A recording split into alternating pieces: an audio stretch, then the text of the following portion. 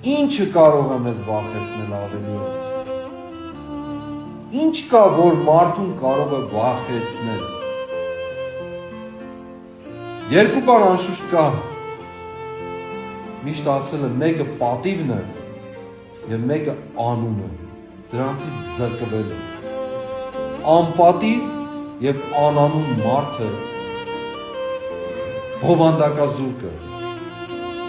Այնպես, ինչպես մեր կյանքն է մեծ իմաստով այսօր։ Եվ աչից, ձախից հոխորտում են մեզ վրա, ամեն կերպով ու ամեն գնով։ Եվ մենք ինչ ենք անում, համակերպվում ենք այդ վախի հետ, համակերպվում ենք թուլացած կամ տկարացած ծնկների և թուլացած ձեռքերի հետ, թուլասիրտ մարդիկ լինելու գաղապարի հետ, ուժ չունեցող անզոր եղած, գետնակարճ դարձող ժողովրդի այն ներմուծված, ներդրված թույնի հետ,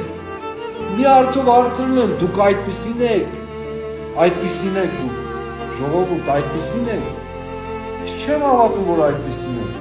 չեմ հավատում, ուղղակի չեմ հավատում, այն մեջի հերոսն ու սխրան գործողը միշտ ներկա է մեր սրտերում, ձեր սրտերում,